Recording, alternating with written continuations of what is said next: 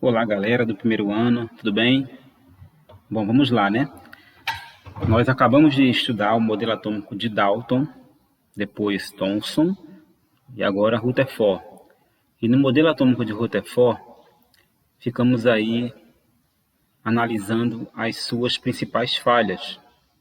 Só revisando, as falhas que ele cometeu foi durante o entendimento do núcleo do átomo e também com a relação entre prótons nesse núcleo positivo, atraindo elétrons em movimento, sendo que a massa do núcleo sendo muito maior do que a massa dos elétrons na eletrosfera.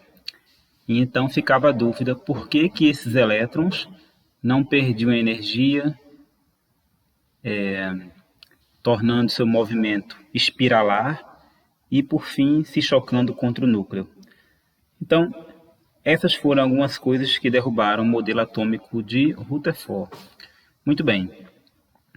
Para nós começarmos a entender como o modelo de Rutherford se modificou através de seu aluno Bohr, Niels Bohr, é preciso entender que Bohr estudava uma outra linha de raciocínio que começou a ser desvendada a partir do começo do século XX, com um pesquisador muito conhecido na época, um físico chamado Max Planck.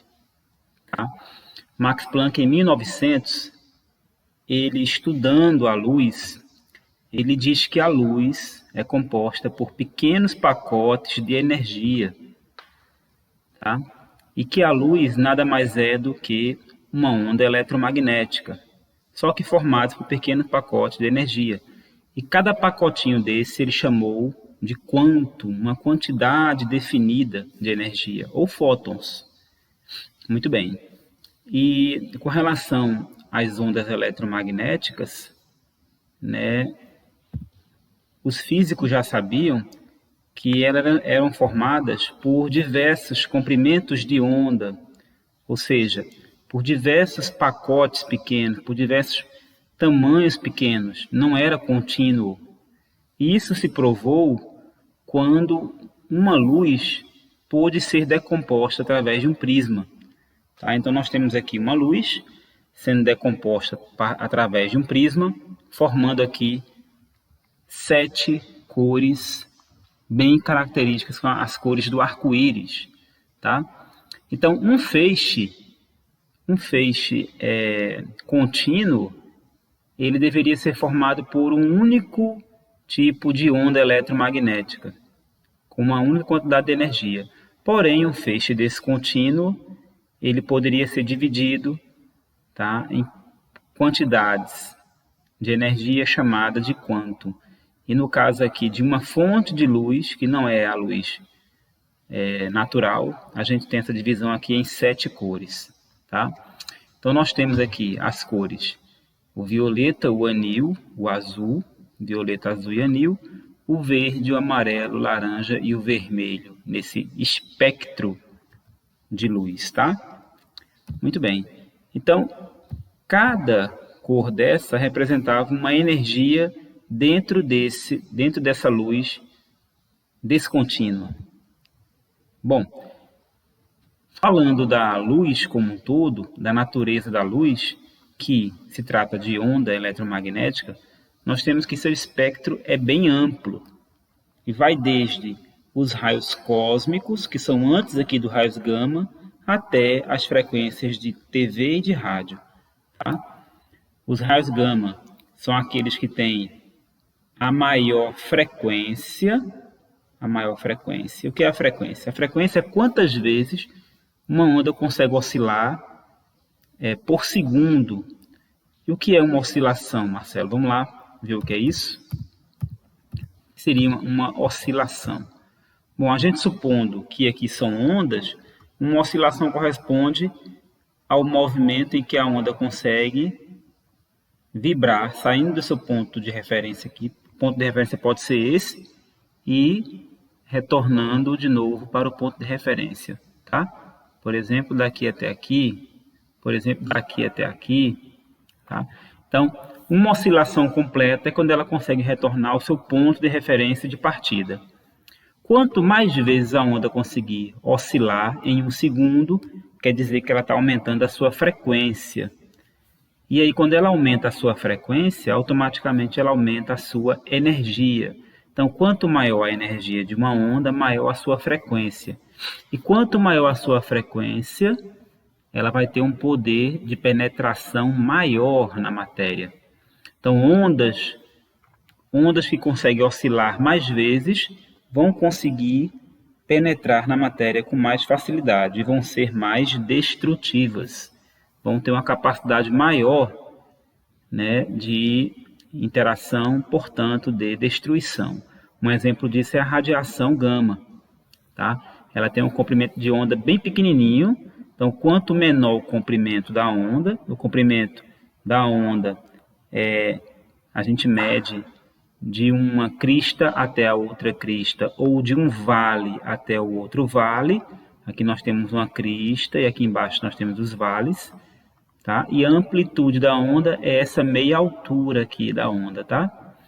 Então, quanto menor for esse comprimento da onda, letra lambda, maior vai ser a sua frequência.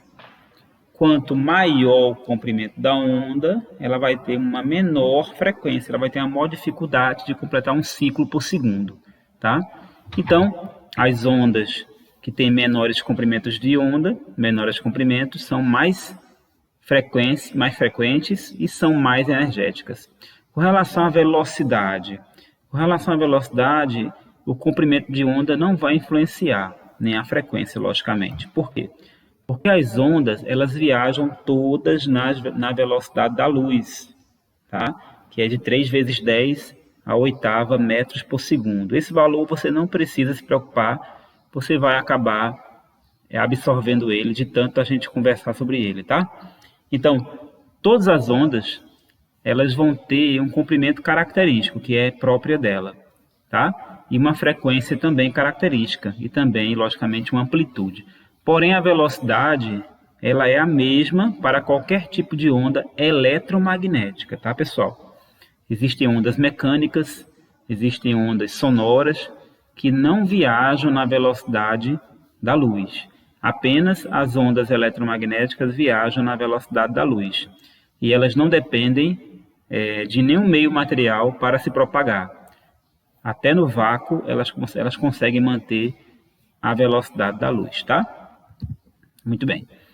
Então, essa teoria atômica que a gente vai estudar agora depende muito desse entendimento do que seja uma onda eletromagnética, tá?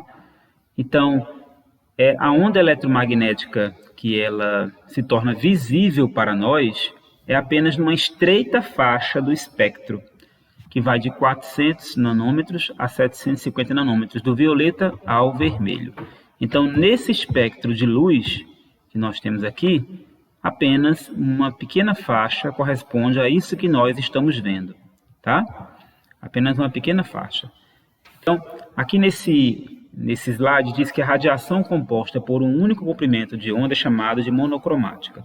Então, se nós temos um único comprimento de onda, tá, de uma radiação, se ela é composta por um único comprimento de onda, então ela vai ter apenas uma cor, ela é monocromática. Tá?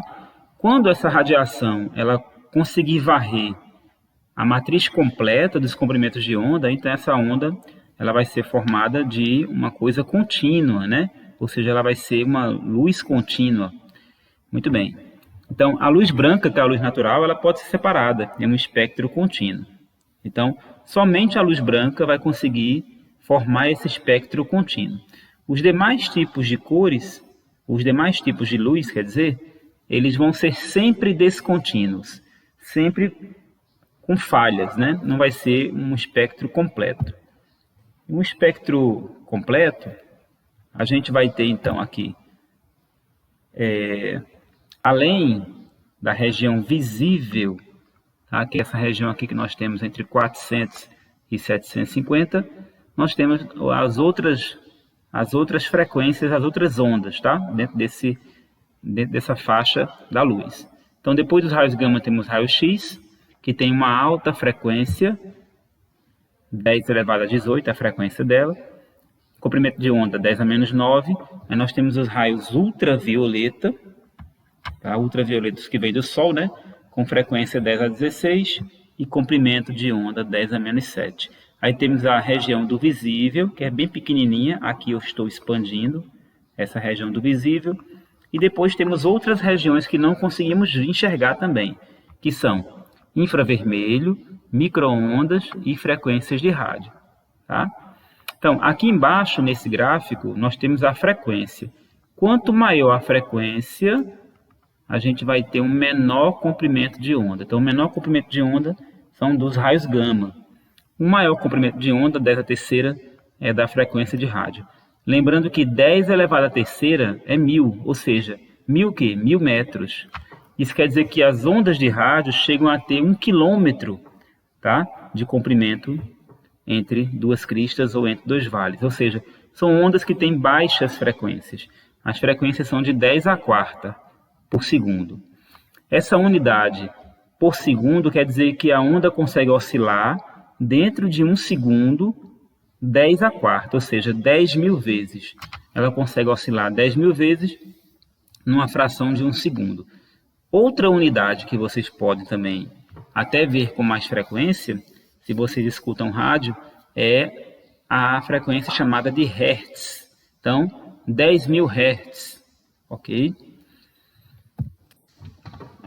Muito bem, então Max Planck, ele até criou para nós uma equação, tá? Que é a equação chamada equação de onda. Essa equação de onda, ela diz que a energia só pode ser liberada por átomos em certos pedaços de tamanhos pequenos, né? Chamadas de quantum. Então, essa equação diz que a energia associada a uma onda é igual a uma constante. Essa constante, ela tem um valor, como já diz o nome, fixo, tá? Uma constante chamada constante de Planck, multiplicada pela frequência da onda. Então, a frequência da onda vai ser dada por essa letrinha aqui, ó, a letrinha nu, tá? Nu. Essa letra é uma letra grega e ela significa frequência. A gente aqui no Brasil pode usar a letra F no lugar dela. Então, a energia vai ser igual a constante multiplicado pela frequência dela, tá? Então, quanto maior a energia, maior vai ser a frequência dessa radiação, ok? Muito bem. Então, depois eu vou voltar para poder explicar para vocês, então, como é que a gente vai calcular a energia dessas radiações, tá? Voltando para a discussão do modelo atômico de Rutherford, então, Rutherford ele supôs que os elétrons giravam em torno do núcleo, como se fossem planetas orbitando o Sol, tá? Então, a gente já sabe que uma partícula carregada na trajetória circular deveria perder energia. Então, o modelo de Rutherford deveria ser instável, tá?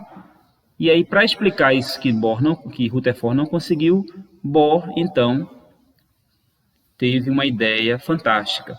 Bohr vinha observando as teorias de Planck e ele observou que o espectro de linhas, aquele espectro das cores, né? Ele percebeu que aquelas energias, elas não estavam assim, vamos dizer assim, elas não eram aleatórias, tá? Que elas tinham energias específicas, que sempre eram as mesmas energias, tá? Não eram energias aleatórias. Muito bem. O que aconteceu? Interpretando o espectro de linhas e observando a natureza da luz, Bohr concluiu que dentro do átomo devem existir níveis de energia, ou seja, estados de energias, vamos dizer assim, pré-definidos. Por quê, Marcelo? Porque quando ele associou a energia de uma radiação à energia que sai dos elementos químicos, ele percebeu que essa associação poderia ser feita. Como assim? Vamos explicar melhor. Por exemplo, um espectro da luz branca e um espectro de uma luz de sódio, essa lâmpada incandescente. Quando ele comparava, por exemplo, as linhas do espectro da luz contínua, ele via que lá estavam todos os comprimentos de onda. A do sódio só tinha alguns comprimentos, não tinham todos. Tá? Mas sempre, em qualquer experimento que ele fazia, os mesmos comprimentos de onda que ele tinha visto para um certo elemento estavam no mesmo lugar. Ou seja, não mudavam de energia. Tá? Então ele começou a pensar que dentro do átomo existem regiões, que essas regiões possuem energias constantes, que depois ele começou a chamar um nome derivado da teoria de Max Planck, que é energias quantizadas, ou seja, quantidades de energias definidas. Tá? E aí ele começou a pensar que cada cor daquela, no espectro da luz contínua, poderia estar associada a uma posição, tá? A uma posição ou a um nível de energia na eletrosfera. Por que na eletrosfera? Porque a eletrosfera seria a região onde nós teríamos os elétrons, né? Uma região com massa muito pequena, e seria a região propícia para a gente ter essa distribuição de energia. Essa distribuição de energia não poderia acontecer no núcleo, né? Porque o núcleo seria a parte maciça do átomo com carga positiva. Então, essa distribuição de energia aconteceria na eletrosfera. Tá? E cada cor daquela que ele analisou no espectro seria um nível de energia que teríamos, então, nessa região habitada por elétrons. Então, foi com base nisso que Bohr conseguiu salvar o modelo de Rutherford da seguinte maneira. Bohr conseguiu convencer os físicos dizendo que os elétrons, eles sim vão descrever órbitas em torno do Sol, e essas órbitas são circulares. Tá?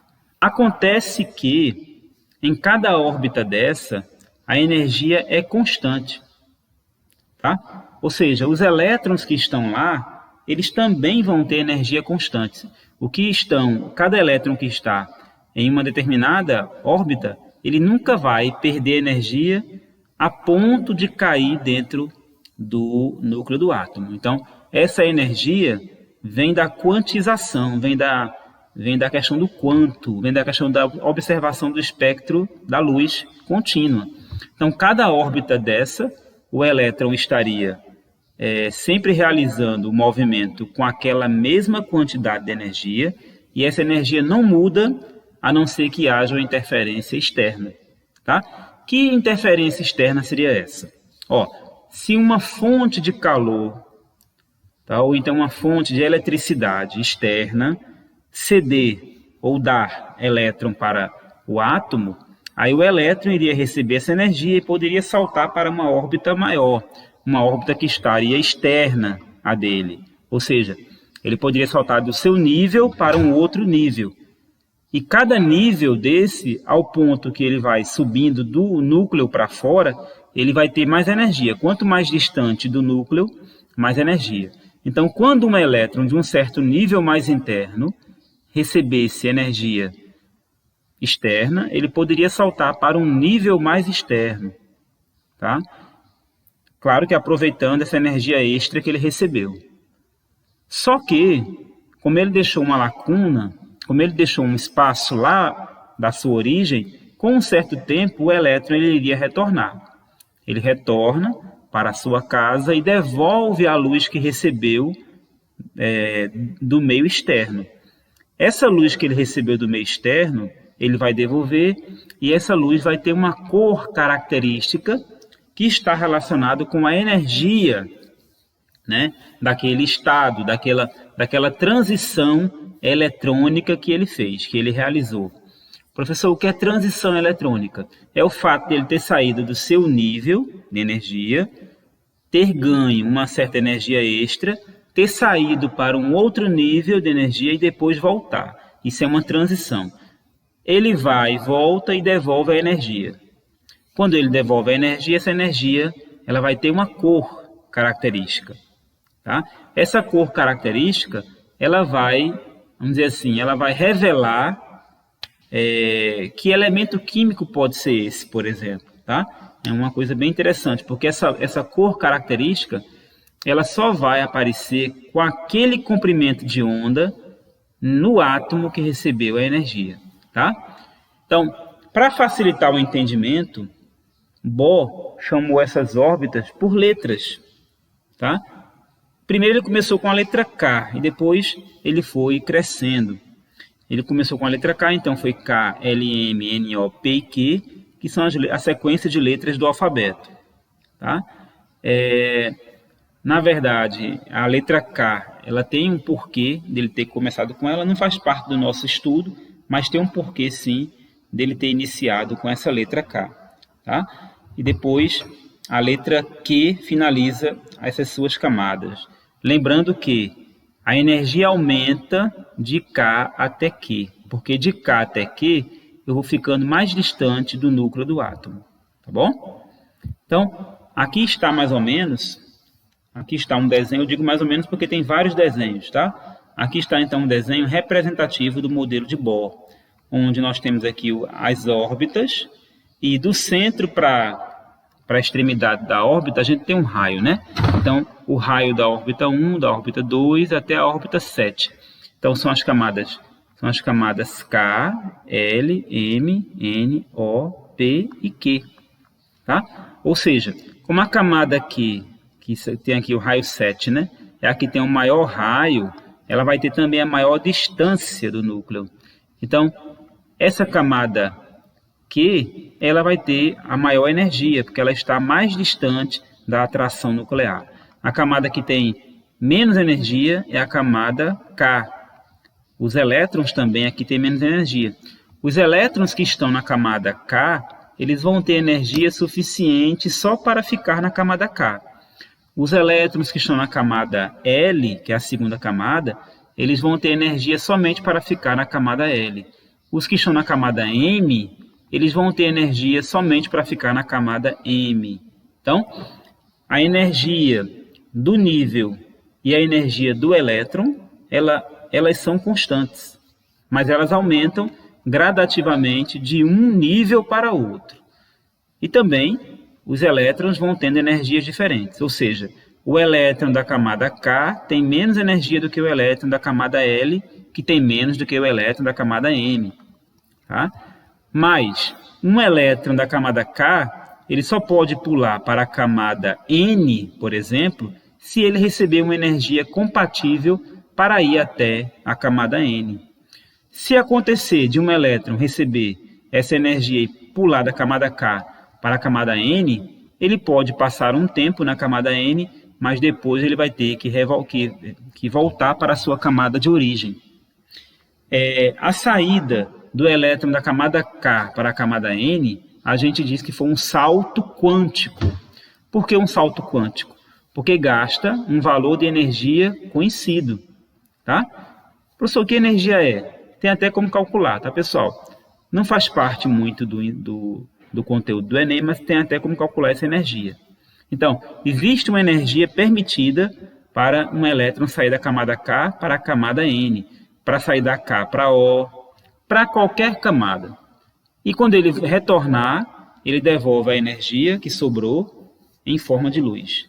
E essa energia vai ter uma cor característica, vai ser um pedaço de luz, um fóton, tá? Lembrando que um pedaço de luz é um fóton, e vai ter uma cor característica dizendo que elemento é esse, tá bom? É importante lembrar que no modelo de Bohr, Bohr diz que o núcleo ele exerce uma força sobre a eletrosfera, tá? Uma força de atração eletrostática, uma força colômbica, tá? Mas que também a eletrosfera atrai o núcleo também, mesmo com uma massa muito menor, mas também atrai o núcleo, tá? Aqui nós temos algumas características do modelo de Bohr, tá? Tem autores que até falam que são postulados de Bohr. Primeiro, os elétrons descrevem trajetórias circulares e definidas ao redor do núcleo, chamadas de níveis ou camadas. A segunda, cada nível possui um valor definido de energia. Terceiro, quando um elétron passa a um nível superior, é porque ele absorveu energia e retornando ao nível original, ele emite a energia na forma de um pedaço de luz, que é um quantum ou um fóton. Atualmente, a palavra mais usada para definir essa luz que ele devolve, pessoal, é um fóton, tá? Ou fótons, tá certo? Que são pedaços de luz. Tá? Então, aqui estaria o esquema do modelo atômico de Bohr. Então, o modelo atômico de Bohr, ele ainda preserva características do modelo de Rutherford, com o núcleo no centro. Aqui, eu peço desculpa a vocês que esse núcleo ele está muito desproporcional, ele deve ser muito menor do que isso, tá? E aqui, as eletrosferas, a eletrosfera do átomo, tá certo? Então, os primeiros níveis de Bohr foram 7 níveis. Tá? Então, o átomo de Bohr, ele explica que o elétron não cai dentro do núcleo por conta da energia quantizada. Tá? E também ele acaba colocando no átomo dele que essa energia quantizada, ela ocorre em cada camada. Então, ele propõe que há na eletrosfera níveis de energia e que em cada nível a energia é quantizada, porém não é igual ao outro nível, e que a energia cresce quando eu me afasto do núcleo, tá? Então aqui nós temos mais um slide sobre o modelo atômico de Bohr, tá? Então nós temos aqui, ó, quanto mais eu me afastar do núcleo, mais a minha energia cresce. Quanto mais eu me afasto, mais a minha energia cresce, ok? Então o modelo de Bohr permite relacionar as órbitas com os espectros descontínuos dos elementos químicos, tá? Então aqui, ó, o primeiro elétron aqui está no nível bem baixinho, aí nós temos aqui o segundo elétron, o terceiro, o quarto, o quinto e o sexto. Existe uma tendência de que quando a camada se afasta mais do núcleo, a diferença de energia fique menor entre eles, ou entre elas, tá? Vejam bem, a diferença do nível 1 para o nível 2, em termos de energia, é muito grande. Por quê? Porque o nível 1 tem um núcleo, né, pessoal? Então, do nível 1 para o nível 2, a diferença de energia é muito grande. Do nível 2 para o nível 3, já diminui um pouco. Do 3 para o 4, diminui mais um pouco. Do 4 para o 5, mais um pouco. E do 5 para o 6, diminui bastante. Então, a tendência é que, quanto mais distante, a diferença de energia entre os níveis, ela vá diminuindo, tá?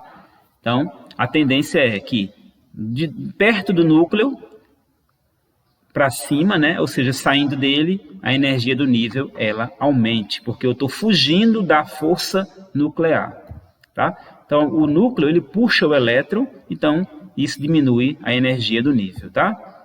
Então, aqui está o átomo de Bohr. Quando um elemento ganha energia, o elétron ganha energia, né? O átomo ganha energia, e o elétron sai daqui, ó, ele saiu para cá, deixou o buraquinho aqui, ó, ele saiu. Aí ele passou um tempo aqui e depois ele retorna para o seu lugar de volta. Quando ele retorna para o seu lugar de volta, aí ele emite energia. Essa energia que ele emite é um fóton ou um quantum, tá? Então, para fechar essa nossa videoaula aqui falada, vou dizer a vocês, ó, o modelo atômico de Bohr diz que os elétrons giram em órbitas circulares em torno do núcleo com nível de energia em quantidades definidas. Nesse movimento de translação que o elétron faz em torno do núcleo, eles não perdem energia. O que é movimento de translação, Marcelo? O movimento que uma partícula faz em torno da outra, como a Terra faz em torno do Sol. Ao receber energia externa, em quantidade suficiente, o elétron salta para um nível de maior energia e, quando retorna ao seu original, devolve a energia recebida na forma de luz. Tá? Então, a gente vai começar, então, a partir de agora, o estudo da eletrosfera, tá? Agora na aula, quando for na aula síncrona. Tá bom, pessoal? Então, aguardo vocês já já.